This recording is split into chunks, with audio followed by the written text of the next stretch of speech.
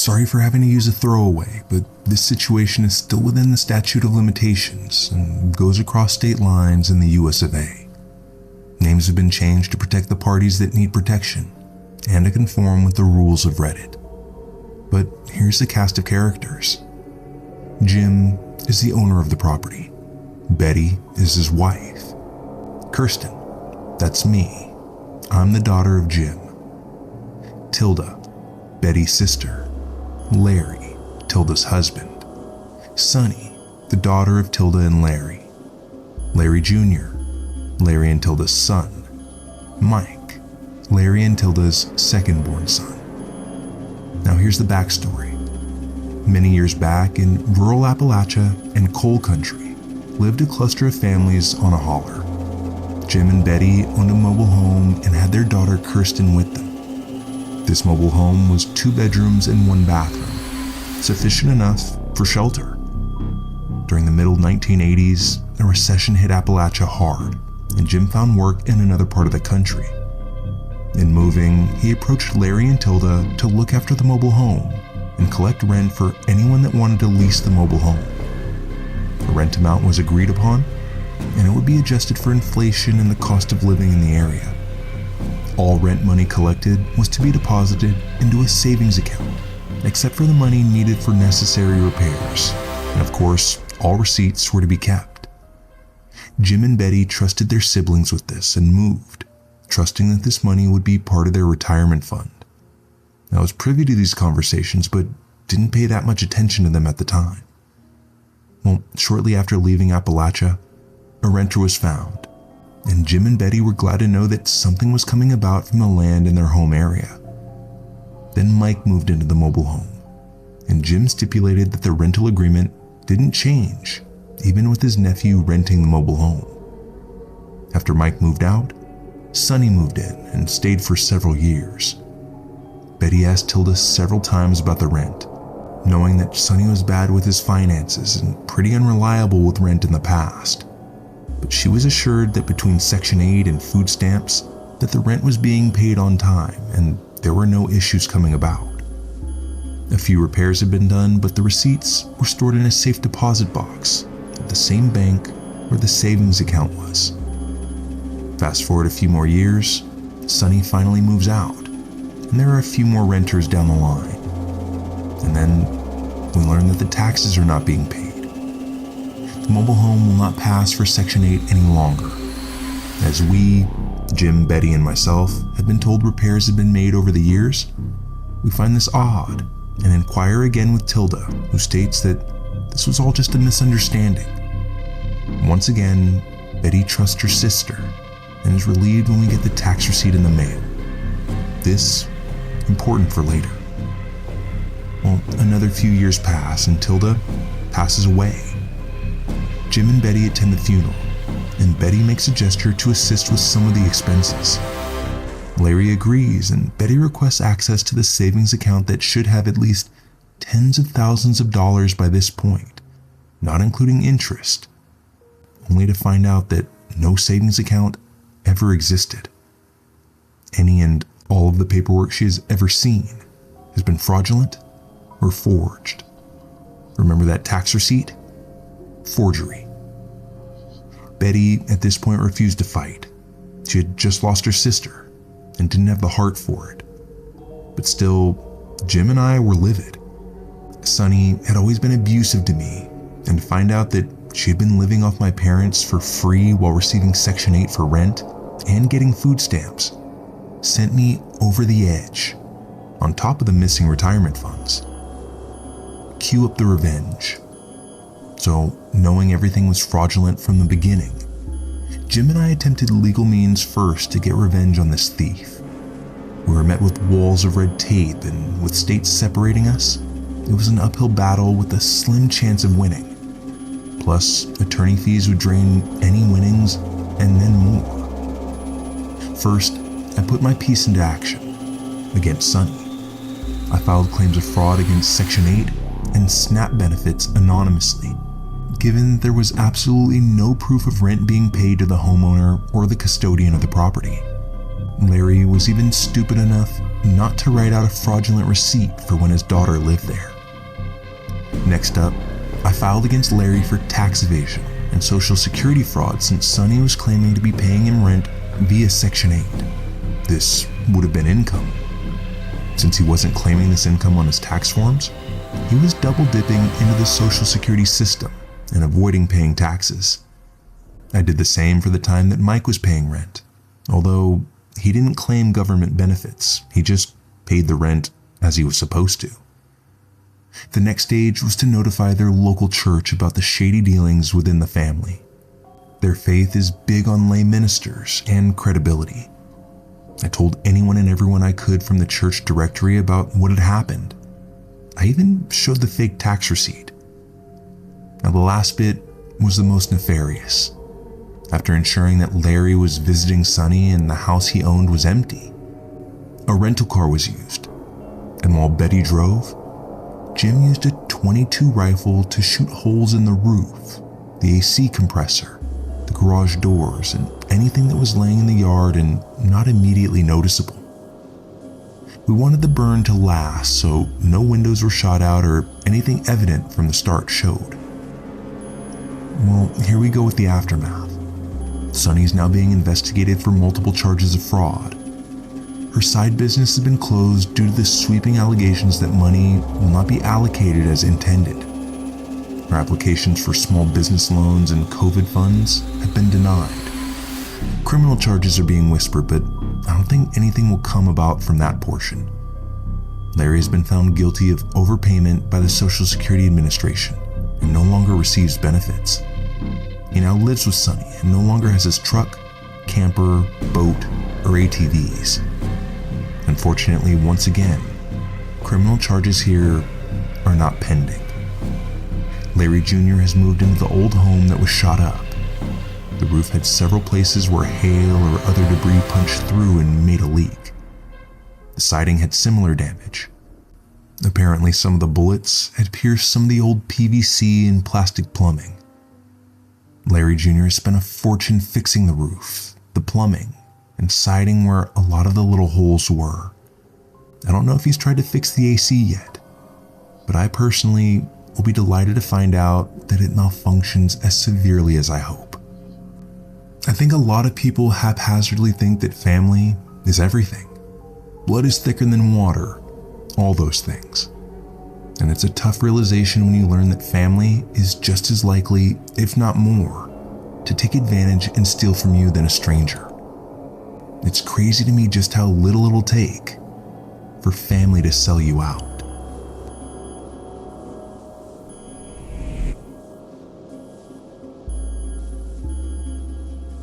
Trigger warning up front.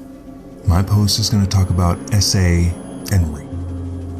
I apologize ahead of time, although I recommend if you are going to skip this story, do it sooner rather than later. This is a story of how I, a 26-year-old male, beat the shit out of my 23-year-old sister for sexually harassing my boyfriend. Now I can finally talk about this because all the legal proceedings have been dealt with. At the time of this story, I'd been dating my boyfriend Mark for about 5 years. He's the best thing that has ever happened to me. He's kind, smart, understanding, and an absolutely beautiful human being. When we started dating, he was a bit closed off and was afraid to initiate any form of intimacy. I at first thought it was because I was his first relationship, and maybe he was nervous. But 6 months into us dating, he tells me that between the ages of 5 and 12, he was repeatedly assaulted and raped by his mother. Mark's dad left when he was around 4. It fucked him up in the head for a while, and when it got out, his mother was arrested and he and his 2 older sisters were put in the custody of their grandparents, who they lived with ever since. Mark was placed in intensive therapy and still goes to this day. He's come a long way and has healed a lot, but he still has some days when he gets really depressed and can't help but cry. Part of his therapy was exercising. So a year or 2 before all of this unfolded, he and I started doing some bodybuilding workouts. We both toned up a lot. I put on between 10 and 15 extra pounds of muscle. Because we'd been dating for so long and have marriage in mind, he told my family a less detailed version of what his childhood was like, and they welcomed him with love and support. Now, for my sister Sally, I've suspected that she's had a bit of a crush on Mark. She'll flirt with him sometimes here and there, but he's never once reciprocated and usually does what he can to ignore her. I've talked to her about this so many times, but she just wouldn't listen. To make a long story shorter, I had gone out one Saturday afternoon with some friends to get some drinks. I left Mark behind because he didn't feel like going. My sister had texted me prior to ask if she could borrow a few things from me. A sweatshirt, a digital camera, and a third thing that doesn't exactly come to mind at the moment. I said sure, and to come get it whenever. She showed up to my house when I was out, unknowingly. That afternoon when I came home, I walked through the door to find my boyfriend on the ground crying his eyes out, and my sister trying to calm him down. Mark was clearly in the midst of a panic attack.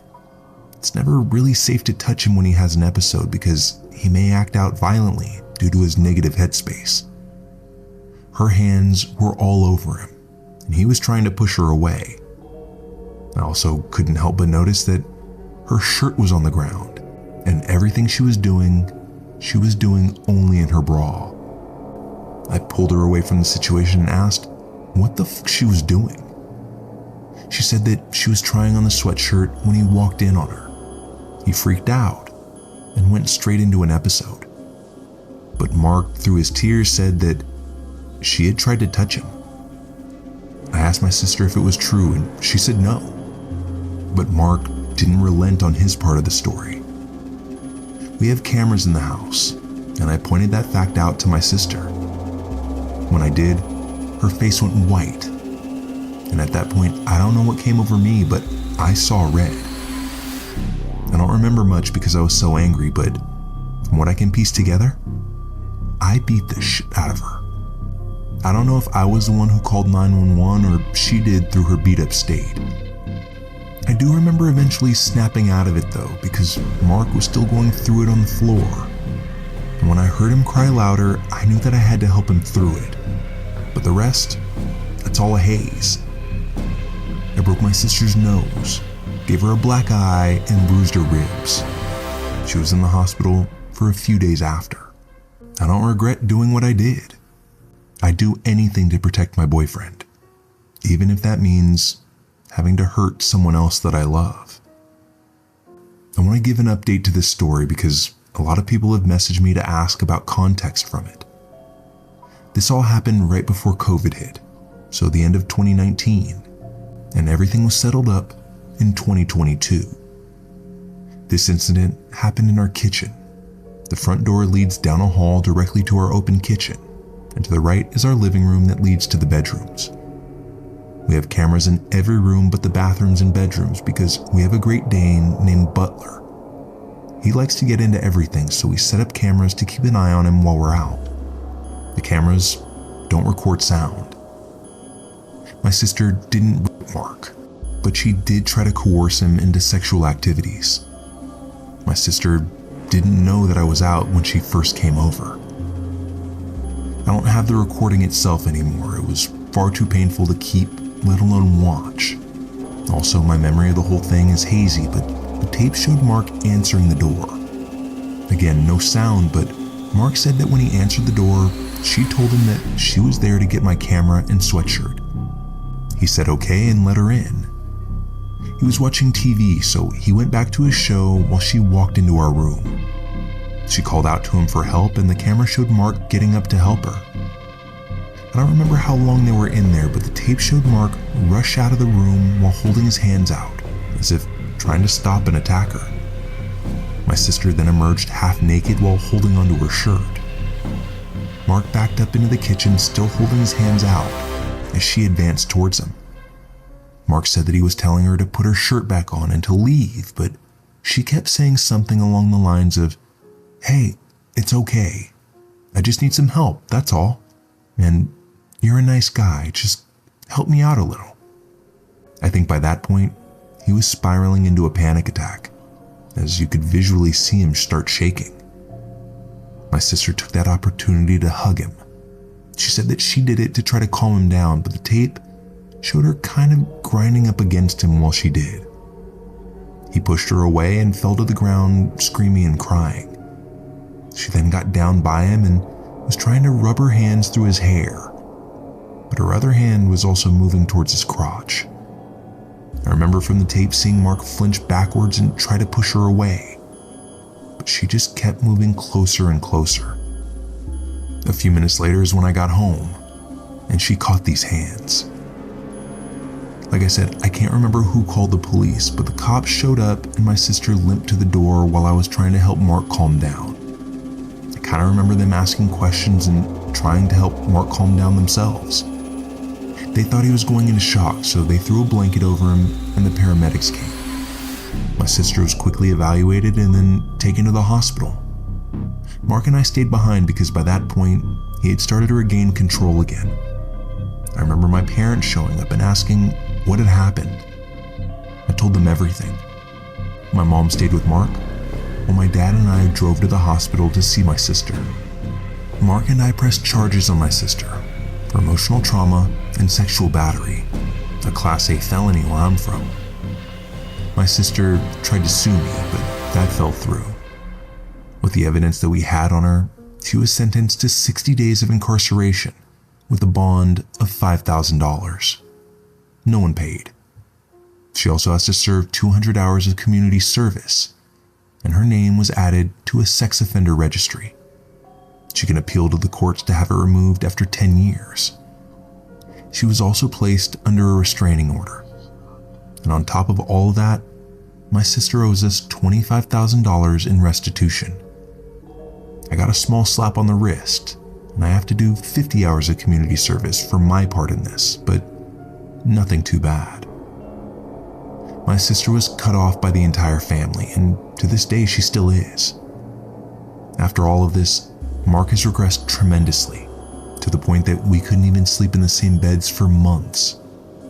We decided that it would be best if Mark got into more extensive therapy. He's come a bit of the ways back, but nowhere near where he was before this happened. It'll take a long time for him to heal. I want to lay this next part out there because I know that a lot of people won't understand my relationship on its face. I consider myself bisexual, although I lean more towards men. While Mark, he's 100% gay. He finds no favor in the female form, something that I don't know if that was natural or because of what his mom did to him. But it's so bad that we have to skip over full female nudity scenes in movies and on TV. The thing is that my sister knew of this. When I asked her why she would do any of this, she said that she thought she could change his mind. I'm not proud of what I did, but I'm also not sorry for it.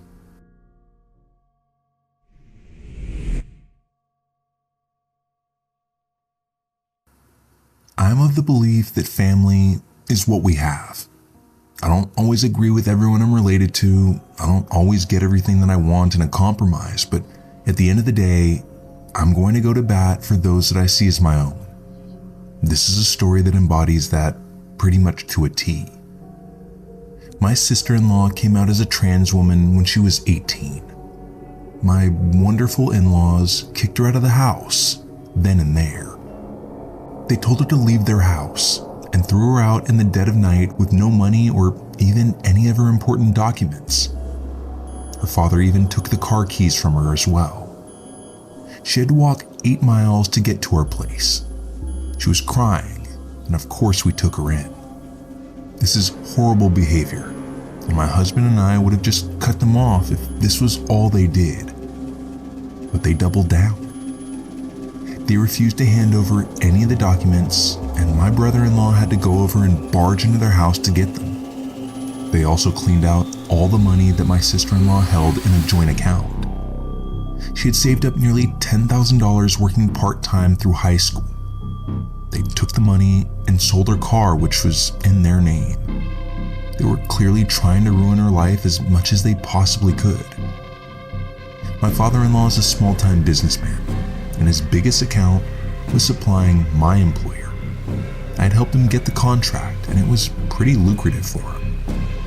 My employer at the time was a family-run business, and they treated long-term employees more like family than as employees. I was talking to my boss about what had happened. He told me that if I could find someone within a 5% range of the price that my father-in-law offered, that they would make the switch. Now, my father-in-law offered them really good rates. He was pretty good at his job, but he had fucked up the contract because even though we always bought from them, we weren't obligated to do so. We could switch suppliers anytime we wanted, but my father-in-law had grown complacent, and he just assumed that we would never switch suppliers. It took me 6 months of painful searching to find a supplier who could replace him and get us great rates. This was not a major part of my duties, and I had to put in way more hours than normal to find the damn supplier, but when I did find them, I waited for a month before informing my boss. See, my in-laws had been planning to do a major renovation to their house for a long time, and it involved tearing down a big portion of their house. I waited until the renovation was in full swing before I piped up to my boss. We started to get our supplies from the new supplier the next month. This crushed my father-in-law's business. It fucked up his unit economics, and he had to scramble to find new customers.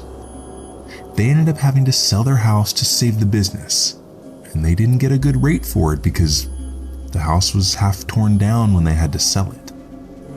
My in-laws did try to get money from my brother-in-law, but he promptly told them to fuck off. Like I said, my father-in-law is a decent businessman, and he was able to crawl his way out of the hole that they had dug for themselves, but even 8 years later, they still haven't bought a new house. I heard they're still sour about what happened. I mean, I was just doing my job and finding a supplier that was cheaper and just as efficient. And to be real, if they just hadn't kicked their daughter out of the house, they would still have that house.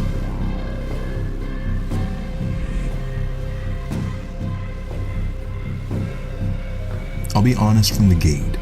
This story isn't mine, but it's about my two cousins, Alex and Steve. My mother is originally from a small town in the coastal region of my country. She left when she married my dad, but her two sisters stayed in the town. Alex is one of the sons of my youngest aunt. Steve is the son of my eldest aunt. When they grew up, both moved to a big city in the region for college, but both took way different paths. Alex went into an art-focused career, and after 2 semesters, came out to the family as gay, while Steve went STEM and bathed himself in the machismo, homophobic culture of our region. You can guess, they weren't exactly close, and as far as gossip goes, they pretty much hated each other. As far as Alex's sexuality went, even before coming out, it was a well-known secret among the cousins and his brothers. Basically, any of the young adults here or teens that have access to social media. But this was never acknowledged in front of my grandma, the other adults, or even his own parents. That was the context. So now, let's get to the drama that was unleashed in December of 2017, all at our family's Christmas party that took place in my grandma's old townhouse.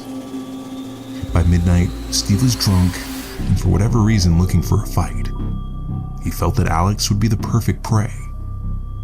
While not the exact words, you could say that this was a statement that he shouted in the middle of the dance floor. "Hey Alex, where's your girlfriend? I don't see her around." "Oh yeah, you don't have one." "Why's that?" "That's because you're a sissy f***. Hey auntie, your son fucks guys. Or not. He lets guys fuck him, like the little bitch that he is." Alex was rightfully speechless, and so was the rest of the family, including my grandmother. The musicians even stopped the music they were playing. But before anyone even had a chance to come to Alex's defense, he threw the bomb. Trigger warning here. at least I've humans. But let's not forget that your first girlfriend was the neighbor's donkey. Don't you remember trying to get me to fuck her once? Don't you remember that? And with that, all hell broke loose. You see, in this particular area of my country, there is this extended myth that some men, especially teenagers, commit bestiality with donkeys. And in these same rural areas, it's not entirely untrue. But it obviously is never spoken about that openly or casually, especially when there are outsiders present, like Steve's girlfriend from college, who he had invited. The poor girl literally threw up in the middle of the party while she started soothing herself and crying like there was no tomorrow. To make an already long story just a little shorter, my parents offered to take her back to the city. We left the party in the middle of shouting, punches, someone even fainting at some point. But I wouldn't post here if this is how it ended. Steve's now ex-girlfriend told all of her city friends, her parents, and basically anyone else who would like to hear it, what had happened. Steve was already known as a donkey fucker all around the campus before he'd even come back from vacation, and his social life crumbled to dust. There was also a lot of cyberbullying involved, and he ended up dropping out of university. He went back to the old town and is currently the owner of a bar. He also married a local woman, if anyone happens to wonder what happened to his love life. On the other hand, Alex finished school and he stayed in the city as a designer. It seems that professionally and even at home with family, his sexuality was never an issue afterward. And he's in fact my very Catholic grandma's favorite grandson. The funniest part of this all is with time, this has basically been swept under the rug within my family. We still hold Christmas parties at the old townhouse. Alex and Steve still keep their distance but can actually speak to each other without murderous intent. And I think we've all silently agreed to do our best to forget all that happened back in December of 2017.